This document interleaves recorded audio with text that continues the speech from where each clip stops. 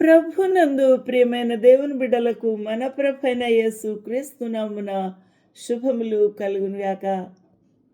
ఈ యొక్క దినమందు దేవుని యొక్క వాక్య ధ్యానము కొరకు పరిశుద్ధ బైబిల్ గ్రంథం నుండి యేసు క్రీస్తు ప్రభు యొక్క జననాన్ని గూర్చి సర్వలోకమంతా ఎంతో గొప్ప ఆర్భాటముతో సంతోషముతో ఉత్సహించుచు ప్రభు యొక్క జననాన్ని జ్ఞాపకం చేసుకుంటూ వారు ఆనందించుచూ ఉన్న దినములలో ఉన్నాం. అయితే ఈ యొక్క దినములలో మనము నేర్చుకోవాల్సిన అనేకమైన లేఖనాలు ఏమి ఇమిడి ఉన్నాయి అనే సంగతిని మనము జ్ఞాపకం చేసుకుంటూ ధ్యానం చేయడానికి ప్రభు మనకిచ్చిన ఈ తరుణము ఎంతో గొప్పది, విలువైంది. కాబట్టి ఆ మహా గొప్ప దేవుని గూర్చి మనము జ్ఞానము కలిగి ఉండుట, ఆయన గూర్చి ఎరుగుట, లేఖనాల్ని పరిశోధించుట అనేది మనకు ప్రభు ఇచ్చిన ఈ గొప్ప భాగ్యము, ధన్యత. అందువల్ల మనము ఈ ఉదయకాలమందు దేవుని యొక్క లేఖనాల్ని, జన్మదినాన్ని గూర్చిన అంశమును ధ్యానం చేద్దాం. జీవజల ఊటలు by doctor Swapna online ministries నుంచి వెలువడుతున్న ఈ యొక్క వాక్య ధ్యానము మన జీవితములకు ప్రభు ఆశీర్వాదకరంగా ఉంచునుగాక. ఆమేన్. ప్రభు నందు ప్రియమైన వాళ్ళారా, యేసు క్రీస్తు ప్రభుని గూర్చి అనేకమైన లేఖనాలు పూర్వకాలం నుండే ప్రబోధించుచూ ఉన్నాయి. దేవుని యొక్క స్వరము ద్వారా, ప్రవక్తల ద్వారా, పరిశుద్ధాత్మ యొక్క ప్రేరితులై దేవుని యొక్క లేఖనాల్ని లిఖించి ఉన్నారు. అది మనము అర్థం చేసుకున్నాం. కాబట్టి ఈ యొక్క ఉదయకాల సమయమందు గొప్ప ప్రవక్త అయిన యెషయా కూడా ప్రవచించిన విషయాన్ని మనం ధ్యానం చేద్దాం. యెషయా గ్రంథము 9వ అధ్యాయంలో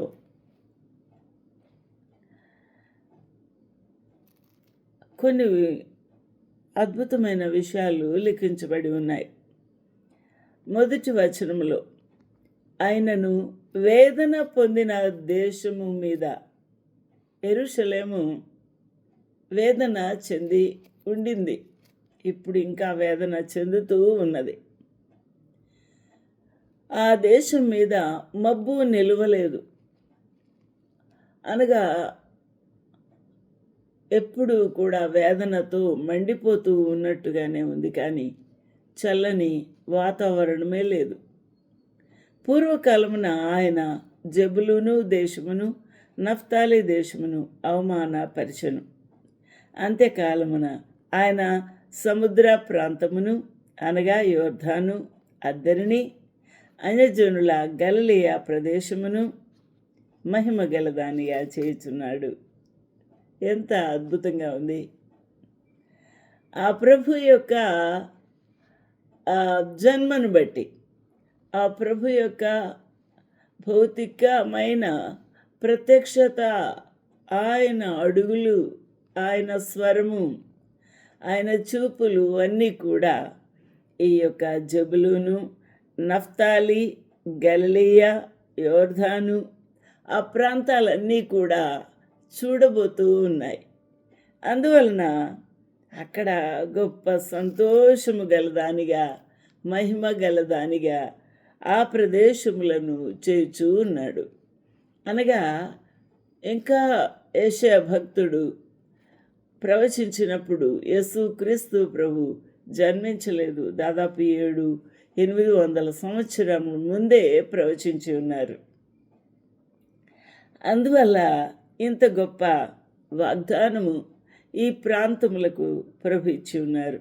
నెవర్తలెస్ the dimness shall not be such as was in her vexation when at the first he lightly afflicted the land of Jebulun and the land of Naphtali, and afterward did more grievously afflict her by the way of the sea.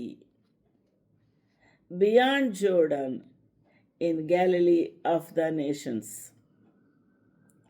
కాబట్టి అద్దరిని ఉన్న అన్యజనులందరూ కూడా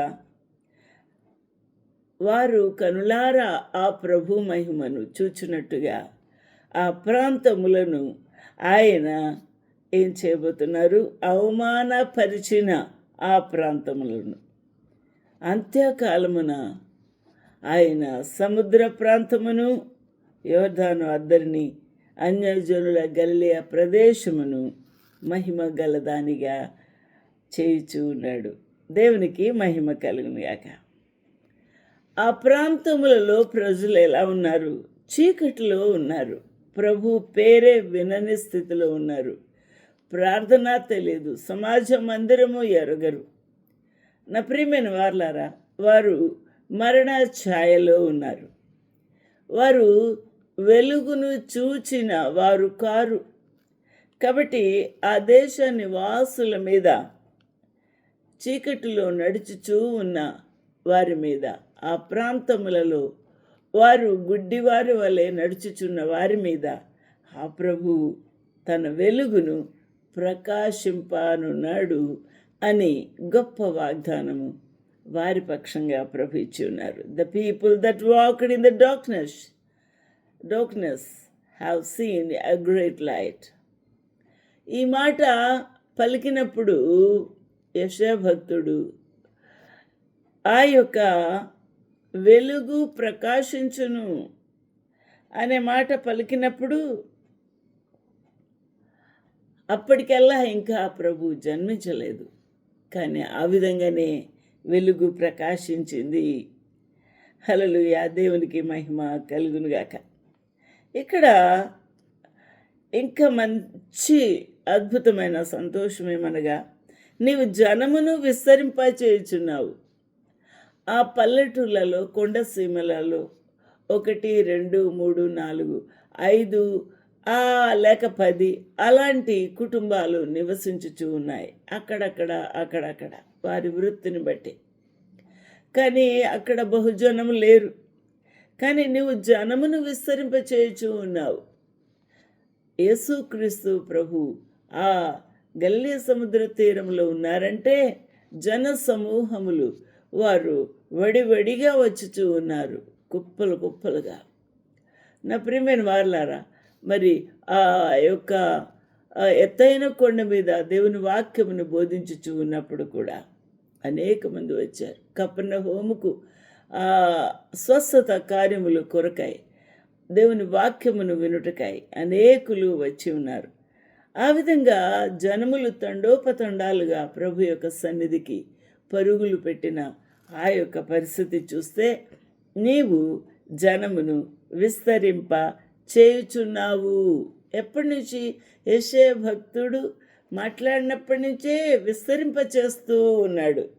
that was present continuous tense. కాబట్టి విస్తరింప చేయుచున్నావు అనే మాట ఆయన జరిగించుచూ ఉన్న కార్యమును గూర్చి యెషయా భక్తుడు మాట్లాడుతున్నాడు. కానీ ఎప్పటికీ ఆ యొక్క కనులారా చూసి ఉన్నారు ఆ ప్రభువుని దాదాపు 700-800 సంవత్సరములు తర్వాత.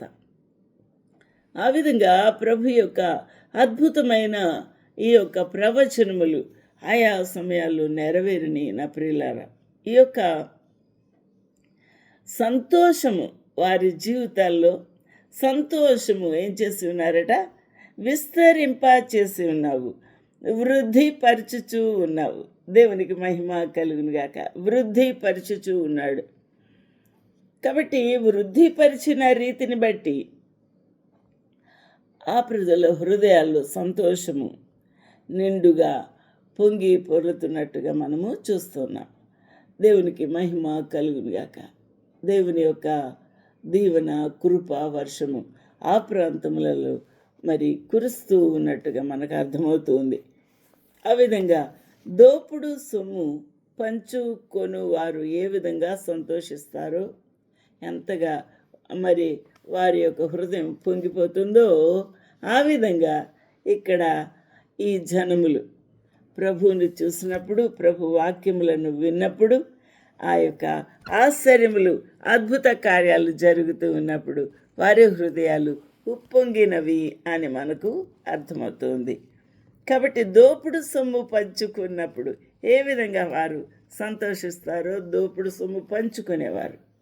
ఆ విధంగా ప్రభు యొక్క వాక్యమును విన్నప్పుడు అద్భుత ఆశ్చర్యాలు జరుగుతూ ఉన్నప్పుడు వారు అక్కడి ప్రజలు సంతోషించుచు ఉన్నారు. వారు నీ సన్నిధిని సంతోషించున్నారు. దేవుని యొక్క సన్నిధి ఎప్పుడు దిగి వచ్చింది? యేసుక్రీస్తు ప్రభు ఆ ప్రాంతములలో అడుగు పెట్టినప్పుడే, ఆ ప్రాంతములలో ఆయన నడుచుచూ ఉన్నప్పుడే, ఆ ప్రాంతములలో ఆ ప్రజలతో ప్రభు మాట్లాడుతున్నప్పుడే దేవుని యొక్క సన్నిధి వారు అనుభవించి ఉన్నారు, అక్కడ దిగి వచ్చింది. అందుకని వారు నీ సన్నిధిని, ఆ ప్రజలు ప్రభు సన్నిధిని, యేసుక్రీస్తు ప్రభు యొక్క సన్నిధిని సంతోషించుచూ ఉన్నారు. దేవునికి మహిమ కలుగును గాక. అగైన్ ఇక్కడ కూడా మనకు ప్రెజెంట్ కంటిన్యూస్ టెన్సే ఉంది ఇక్కడ. ఎందుకనగా యేషయా భక్తుడు మాట్లాడుతూ ఉన్నాడు, ఇది యేసుక్రీస్తు ప్రభుని గుర్చిన ప్రవచనము, ఇది నెరవేర్పు జరుగుతూ ఉన్నట్టుగా వ్రాస్తూ ఉన్నారు ఈ యొక్క లేఖనము. కానీ అప్పటికి ఇంకా ప్రభు జన్మించనే లేదు. అనగా దేవుని యొక్క వాక్కు వెలువడిన తోడనే, దేవుని యొక్క ప్రత్యక్షత ఆ భక్తుల యొక్క నోట వెలువడిన తోడనే అక్కడే కార్యము ఆరంభమైంది అని మనకు అర్థము ఇచ్చుచూ ఉంది. హల్లెలూయా. దేవునికి మహిమ ఘనత ప్రభావములు కలుగునుగాక. ఎందుకు ఇంత సంతోషము? ఎందుకు ఇంత ఉప్పొంగిన వారి యొక్క హృదయాలు? ఆలోచన చేస్తే అసలు కారణము మనకు 6వ వచనములో వెల్లడి చేసి ఉన్నాడు భక్తుడైన యెషయా. ఆలోచన చేస్తే, ఏలైనగా మనకు శిశువు పుట్టెను, మనకు కుమారుడు అనుగ్రహింపబడెను, ఆయన భుజం మీద రాజ్యభారము ఉండును, ఆశ్చర్యకరుడు, ఆలోచనాకర్త, బలవంతుడైన దేవుడు, నిత్యుడగు తండ్రి, సమాధానకర్తయగు అధిపతి అని అతనికి పేరు పెట్టబడును. దేవునికి మహిమ కలుగును గాక. ఈ లేఖనాన్ని మనము మరి తరచి దీనిని ధ్యానం చేసినప్పుడు దీని కూర్చున్న గొప్ప మర్మములు మన కొరకు దాచి ఉంచి ఉన్నాడు. హల్లెలూయా. దేవునికి మహిమ కలుగును గాక. ఇంత గొప్ప దేవుని యొక్క సన్నిధి మరి ఆ ప్రజలు చూసి ఉన్నారు. మరి ఒక మాట ఆలోచన చేస్తే యెషయా గ్రంథంలో ఆ ప్రభు యొక్క జన్మ గూర్చి, ఎవరి గర్భమున ఎవరి వంశములో ఎలాగా జన్మిస్తాడు అని కూడా ఇక్కడ వ్రాయబడి ఉంది. యెషయా 11:1, యెషయా మొద్దు నుండి చిగురు పుట్టును, వాని వేరుల నుండి అంకురము ఎదిగి ఫలించును. కాబట్టి there shall come forth a rod, కట్ రాడ్లో నుంచి, out of the stem of Jesse, అనగా యెషయా అనే ఆ యొక్క భక్తుడు, యూదుడు, దావీదుకు తండ్రి. ఆ జెస్సీ అనగా యెషయా మొద్దు నుండి, and a branch shall grow out of his roots, ఆయన వంశము నుండి ఒక చిగురు పుట్టబోతూ ఉన్నది అని వ్రాస్తూ ఉన్నాడు. దేవునికి మహిమ కలుగునుగాక. ఆ చిగురు ఎవరో కాదు, ఆ చిగురు మన ప్రభువైన యేసు క్రీస్తే అని కూడా మనకు ఇక్కడ మనం అర్థం చేసుకోవాలి. అందుకనే ఈ మాట మనము చూస్తే ఈ ప్రభు గూర్చి మరి ఒక మాట మనము ఆ ప్రకటన గ్రంథంలో ఈ లేఖనాన్ని సంబోధించి ఉన్నాడు పరిశుద్ధాత్మదేవుడు. చిగురు అనే నా సేవకుడు అని కూడా ఒకసారి ఈ ప్రకటన గ్రంథంలో ఈ మాట చేర్చబడింది. ఈ మాటను మనము చూసినప్పుడు ప్రకటన గ్రంథము 22వ అధ్యాయము 16వ అధ్యాయంలో ఎంత చక్కగా ఈ మాట లిఖించబడి ఉంది.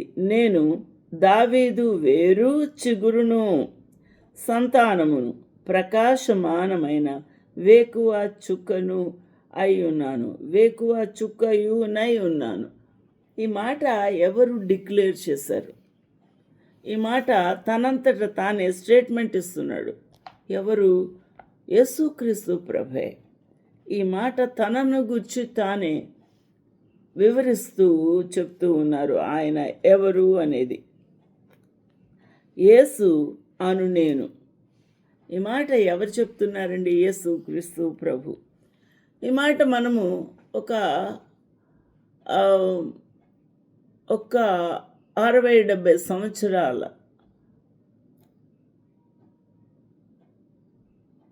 లేక 80-90 సంవత్సరాల వృద్ధుడు అయిన యోహాను వ్రాసిన ఈ యొక్క ప్రకటన గ్రంథం. అప్పటికి యేసుక్రీస్తు ప్రభు 33.5 సంవత్సరాలు బ్రతికి సువార్త పరిచర్య చేసి సిలువపై తన ప్రాణమును అప్పగించి ఆయన మృతి పొంది పునరుత్థానుడై మరణమును గెలిచి పరలోకమునకు ఆరోహణమై వెళ్ళి ఉన్నారు. అప్పుడు యేసుక్రీస్తు ప్రభు ఈ భూమి మీద లేరు. యోహాను భక్తుని ఆ యొక్క ఈ ప్రవచన లేఖనాల సమయంలో లేరు.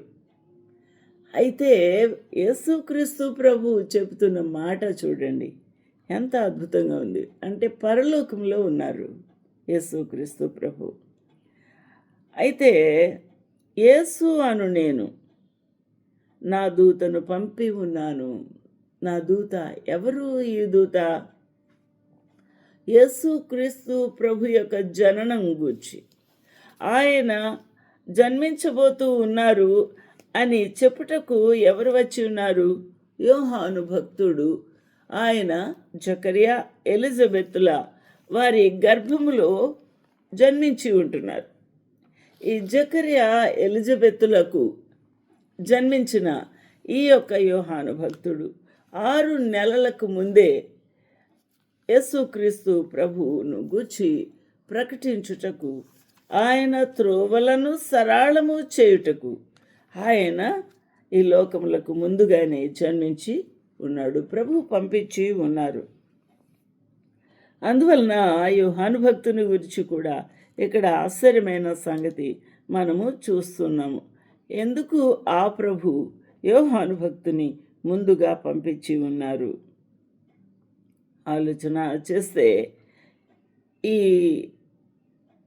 అద్భుతమైన సువర్తమానము, ఈ యొక్క ప్రభు రాకడ అనగా యేసుక్రీస్తు ప్రభు రక్షకుని రాకడను వివరించుటకు, ప్రకటించుటకు ఆ యొక్క భక్తుడు అయిన జకర్యా యాజకుడు భార్య ఎలిజబెతుల గర్భములో ఉద్భవించిన ఈ శిశువు ఏమని వ్రాయబడి ఉంది?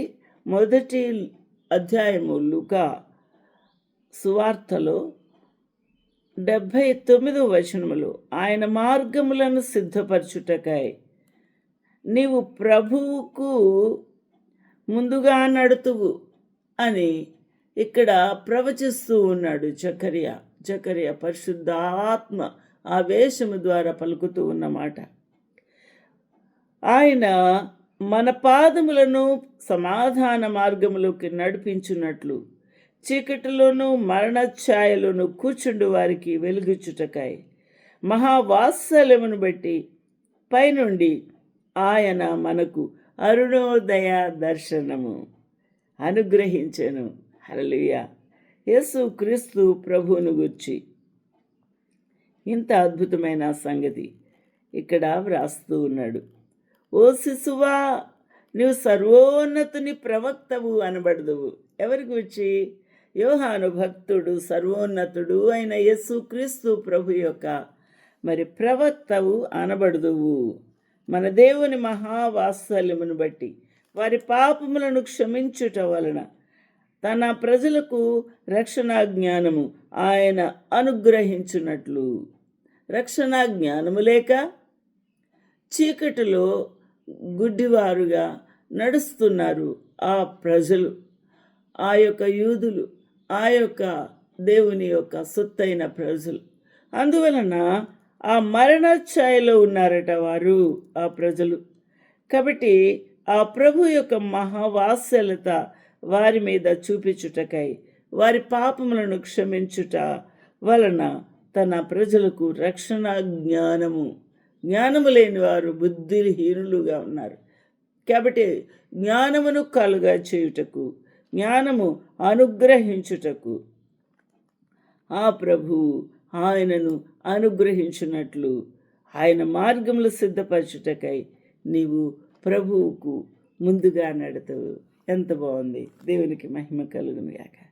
కాబట్టి ఇంత గొప్ప అద్భుతమైన మార్గము సరళము చేయుటకై ఒక పైలట్ వలె మరి ముందు ప్రోటోకాల్ పాటించుచూ ఉన్న ఆ పైలట్ వలె దారి ఆ ప్రజలకు చూపించుటకై ఆ యొక్క శిశువును ప్రభు ఈ లోకమునకు పంపించి ఉన్నారు. శిశువు ఎదిగి ఆత్మయందు బలం పొంది ఇశ్రాయేలుకు ప్రత్యక్షమగు దినము వరకు అరణ్యములో ఉండెను. దేవునికి మహిమ కలుగును గాక. ఇక్కడ ప్రకటన గ్రంథంలో మనము చూచినప్పుడు ఈ యొక్క ప్రకటన గ్రంథంలో యేసు అను నేను అని యేసు క్రీస్తు ప్రభు తన గురించి చెప్తున్నారు. నా దూతను పంపాను. ఎవరు? యోహాను భక్తుడే ప్రభు యొక్క దూత. నా దూతను పంపి ఉన్నాను. నేను దావీదు వేరు చిగురు. వేరు అంటే యెషయా భక్తుడు, అనగా దావీదు తండ్రి. యేసు క్రీస్తు ప్రభుకు తాతగారు అవుతారు. అయితే దావీదు వేరు చిగురును. చిగురు ఎవరు? ఆ యొక్క యెషయా మొద్దు నుండి చిగురు ఎవరు పుట్టి ఉన్నారు? యేసు క్రీస్తు ప్రభు. నేనే చిగురును, ఆయన సంతానమును. మరి చిగురును సంతానమును ప్రకాశమానమైన వేకువ చుక్కను అయ్యున్నాను. దేవునికి మహిమ కలుగును గాక. ప్రకాశమానమైన వేకువ చుక్కను అయ్యున్నాను. ఎంత గొప్ప ఈ అద్భుతమైన సంగతి మనం ఇక్కడ చూస్తూ ఉన్నాం. కాబట్టి ఆ యొక్క ప్రభు యేసుక్రీస్తు ప్రభు జనన విధానాన్ని మనము ధ్యానం చేసుకుంటూ ముందుకు వెళ్తే ఆయన ఎలా ఉండబోతున్నాడు అని, ఆయన వ్యక్తిత్వము గురించి, ఆయన యొక్క దైవత్వమును గురించి ఇక్కడ చక్కగా వివరించబడి ఉంది. ఏమంటున్నాడు? యెషయా గ్రంథం 11:2లో యెహోవా ఆత్మ జ్ఞాన వివేకములకు ఆధారమగు ఆత్మ, ఆలోచన బలములకు ఆధారమగు ఆత్మ. దేవుని యొక్క ఆత్మ, యెహోవా ఆత్మ ఎలా ఉంటుందంట?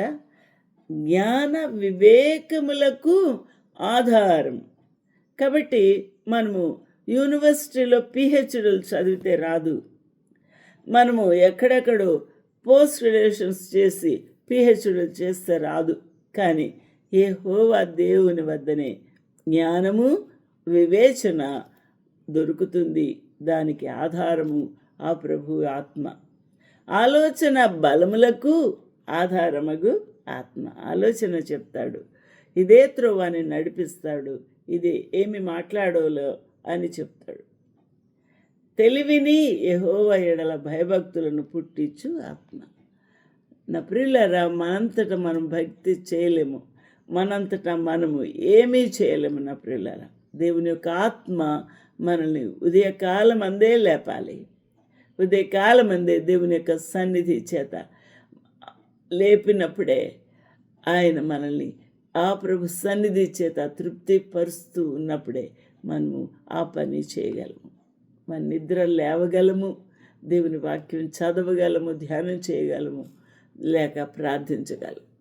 నా ప్రియమైన వారలారా, ఇవన్నీ కూడా నీ శక్తి, నీ జ్ఞానము, నీ బలం వల్ల కాదు అని ఇక్కడ తేటగా తెలియజేస్తుంది. కాబట్టి యెహోవా యందలి భయభక్తులు పుట్టించు ఆత్మ అతని మీద నిలుచును. హల్లెలూయా. దేవునికి మహిమ కలుగును గాక. And the Spirit of the Lord shall rest upon him, and spirit of wisdom and understanding, and the spirit of counsel and might, the spirit of knowledge and the fear of the Lord will be upon him. కాబట్టి ఆయన మీద, ఆయన ఆత్మలో ఈ విధంగా వర్ధిల్లిన ఆత్మగా మనకు కనబడుతుంది. దేవుని యొక్క ఆత్మ చేత, జ్ఞాన వివేకముల చేత, ఆలోచన బలముల చేత, మరి తెలివి కలిగిన వాడుగా మన ప్రభు ఉన్నాడు. మరియు ఆయనే వీటన్నిటికీ ఆధారము అయి ఉన్నాడు. మానవులకు భయము, భక్తి దేవుని ఎడల కలిగించుటకు, యెహోవా ఎడల భయభక్తులను పుట్టించుటకు ఆ ప్రభువే ఆయన ఆధారము. ఆ ప్రభువే అంతటి ఆత్మను ఆ యేసు క్రీస్తు ప్రభు మీద నిలుచును అని ముందుగానే తెలియజేస్తూ ఉన్నాడు. ఈరోజున నీ అంతటా నువ్వు కాదు, కానీ దేవుని మీద ఆధారపడితే, పరిశుద్ధాత్మ దేవుని యొక్క శక్తి నిన్ను కమ్ముకున్నప్పుడు నీకు ఇవన్నీ కూడా దొరుకుతాయి, నింపుతాయి. దేవుడు నిన్ను సమృద్ధిగా ఈ యొక్క అభిషేకముతో నిన్ను వర్ధిల్ల చేస్తాడు. ఎంతటి పనైనా దేవుని కొరకు నువ్వు కొనసాగించగలవు. హల్లెలూయా, దేవునికి మహిమ కలుగునుగాక. ఇక్కడ ఇంకా దేవుని యొక్క వాక్యమును గురించి మనం ధ్యానం చేస్తూ ఉన్నప్పుడు విచిత్రమైన విషయాలు మనకు ఇక్కడ కనబడుతూ ఉన్నాయి. ఆ ప్రభు యొక్క జీవనము లేక ఆయన చేయబోతున్న కార్యములను గురించి కూడా యెషయా భక్తుడు ప్రవచించాడు. ఎలాగ ప్రవచించాడు చూద్దాము. యెషయా గ్రంథంలో 11:4, కంటి చూపును బట్టి అతడు తీర్పు తీర్చాడు. ఇక్కడ సమరయ స్త్రీ తన యొక్క అంతరంగ జీవితము, రహస్య జీవితం అంతా కూడా బట్టబయలు చేసి తాపం పొంది తను గొప్ప సాక్షిగా మారిపోయింది. ఎందుకనగా ఆయన కంటి చూపుతో ఒకరి హృదయములను పరిశీలించువాడై వారి హృదయ అంతరంగంలో దాగి ఉన్న పాపమును బయటికి తెచ్చినవాడు. ఈ అద్భుతమైన కార్యం మనము సమరయ స్త్రీ జీవితంలో చూస్తాము. మరి ఆ యొక్క వ్యభిచారము చేత పట్టబడిన స్త్రీని చూచి ఆ యొక్క ఇశ్రాయేలీయులు లేక యూదులు ఆమెను పట్టుకొని వచ్చి ప్రభు పాదాల మీద ఆమెకు తీర్పు తీర్చమన్నప్పుడు ప్రభు ఏమన్నారు, కంటి చూపును బట్టి, వారి యొక్క డిమాండ్ని బట్టి, వారి అడుగుతున్న దానిని బట్టి ఆయన తీర్పు తీర్చక వారు కూడా పాపులని రుజువు చేశాడు. ఎలాగా? మీలో ఎవరిలోనైనా పాపము చేయనివాడు, మీలో పాపము లేనివాడు మొదటగా ఆమె మీద రాయి వేయమన్నాడు. ఇంకెవరైనా నిలబడ్డారా? ఒక్కరు కూడా నిలబడలేదు. ప్రభు అన్నారు, నేను కూడా నీకు ఏం చేయను, శిక్ష విధించను, ఇక పాపం చేయకుండా బ్రతుకు అని ప్రభు ఆమెను పంపించి ఉన్నారు. ఆమె గడగడగడ వణికిపోతూ ఉంది. ఆమె హృదయం అంతా మైనం వల్ల కరిగిపోయి ఉన్నది. ప్రభు పాదాల దగ్గర ఆమె కన్నీళ్ళన్నీ కూడా ఒలుకుతూ ఉన్నాయి. ఆమె హృదయాన్ని చూడలేదా ప్రభు? ఆయన కంటి చూపును బట్టి తీర్పు తీర్చేవాడు కాదు అని ప్రభు జన్మించకమునిపై యెషయా భక్తుడు రచించి ప్రకటించి ఉన్నాడు. తాను విను దానిని బట్టి విమర్శ చేయలేదు కదా, నీతిని బట్టి బీదలకు తీర్పు తీర్చును. మరి ఆ ప్రభు బీదలకు ఎంతో సహాయం చేసినవాడు. బీద విధవరాలు తనకు ఒక్కగానే ఆ యొక్క మనుమడు, ఆమె జీవన ఆధారమైన వాడు చనిపోయినప్పుడు ఆమె హృదయాన్ని, ఆమె వేదనను ఆ పాడి మీద ఉన్న ఆ యొక్క మనుమడిని ప్రభు చూసి ఆ యొక్క వ్యక్తిని మరణమైన వాడిని లేపి ఉన్నారు. తిరిగి ఆమెకు జీవనాధారమును అనుగ్రహించినవాడు. బీదలకు తీర్పు తీర్చు దేవుడు, బీదలకు సహాయం చేసే దేవుడు. భూనివాసులలో దీనులైన వారికి యథార్థముగా విమర్శ చేయును. హల్లెలూయా. తన వాగ్దానము చేత లోకమును కొట్టును. ఎవరిని? మూర్ఖులు, కఠినులు, దౌర్జన్యకాండ చేస్తున్న వారికి, ఆ యొక్క నరహత్యలు హంతకులుగా మారిపోయిన వారికి, దేవుని యొక్క దీనులను, బిడ్డలను, విధవరండ్రను, అనాథలను వేదన చేత గురి చేస్తున్న వారికి ఆయన తనకున్న వాగ్దాండము చేత ఆయన లోకమును కొట్టును బుద్ధి చెప్పబోతూ ఉన్నాడు. తన పెదవుల ఊపిరి చేత దుష్టులను చంపును. మనం అర్మగెద్దోన్లో చూస్తాం. ఆ ప్రభు యొక్క ఆ విపరీతమైన రోషముతో ఆయన యుద్ధానికి బయలుదేరి వచ్చి ఆయన శత్రువులను దునుమాడబోతూ ఉన్నాడు. ఆయన పాదముల క్రింద అణగదొక్కబోతూ ఉన్నాడు. దేవునికి మహిమ కలుగునుగాక. ఎంత అద్భుతమైన వాగ్దానం ఇది! అనేకమైన వాగ్దానాలు అప్పటికే నెరవేరిపోయి ఉన్నాయి. ఇక యుద్ధ భూమి మీద ఆ ప్రభు ప్రచండమైన యుద్ధము చేస్తున్నప్పుడు శత్రువులతో అసలైన ఆ ప్రభు యొక్క రోషమును ప్రజలు చూడబోతూ ఉన్నారు. దేవునికి మహిమ కలుగునుగాక. అందువల్ల ప్రభు అతని నడుమునకు నీతియు, అతని తుంట్లకు సత్యమును నడికట్టుగా కట్టుకున్నాడు. హల్లెలూయా. దేవునికి మహిమ కలుగునుగాక. ఇట్టి ప్రభు మన ప్రభు, ఇట్టి ప్రభు గొప్ప దేవుడుగా ఆయన తన్ను తాను రుజువు చేసుకున్నవాడుగా ఉన్నాడు. ఇంత గొప్ప దేవుని మనము కలిగి ఉన్నందుకు, ఇంత గొప్పని మనం విసర్జించి ఉంటే తిరిగి ఆ ప్రభువు పాదముల దగ్గర పడి, ప్రభువా నిన్ను విసర్జించి ఉన్నాను, నిన్ను అంగీకరించక దూరంగా ఉన్నానయ్యా, నన్ను క్షమించయ్యా, నేను పేరు మట్టుకే నిన్ను వెంబడిస్తున్నాను అన్నట్టుగా ఉన్నాను, కానీ నా లోపల సత్యము లేదు, నా లోపల అబద్ధపు జీవితమే ఉందని నువ్వు ఒప్పుకుంటే ఆయన తిరిగి నేను సమకూర్చగలడు, నీతో సమాధానము పడగలడు. ఆ ప్రభు తన యొక్క ప్రశస్తమైన రక్తము ద్వారా కడిగి పరిశుద్ధము చేయగలడు. ఆయన పరలోక రాజ్యమునకు తనతో కూడా వెంటబెట్టుకుని వెళ్ళనున్నాడు. అట్టి ప్రభు యొక్క గొప్ప భాగ్యమును నువ్వు విసర్జిస్తావా, నిర్లక్ష్యం చేస్తావా, కాదంటావా? అది నీతోనే ఉంది, నీ తీర్మానమే. ఆలోచించేద్దాం. చిన్న ప్రార్థన. ప్రభువా నీకు వందనాలు. ఈ సత్యము, ఈ లేఖనాలు, వాక్యము మా కొరకు ముందుగానే రచించి పెట్టావు. నీ గొప్ప సత్యాన్ని, నీ జీవితాన్ని మేము గ్రహించడానికి, అర్థం చేసుకోవడానికి యెషయా భక్తుని ద్వారా మీరు ప్రవచించిన ఈ గొప్ప వాగ్దానములతో కూడిన ఈ యొక్క ప్రవచనాలన్నిటిని బట్టి వందనాలు. ఈ లేఖనాలు, వాక్యములు బట్టి వందనాలు. అర్థం చేసుకోవడానికి మాకు జ్ఞాన వివేకములు కలిగిన ఆత్మని ఇచ్చి నాయన నిన్ను విసర్జించకుండా, ఆరని అగ్నికి వెళ్లకుండా మాకు సహాయం చేయమని యేసు క్రీస్తు ప్రభు యొక్క పుణ్యనామం బట్టి అడుగు వేడుకుంటున్నాను తండ్రి. ఆమేన్. ప్రభు మిమ్మల్ని దీవించును గాక. ఆమేన్.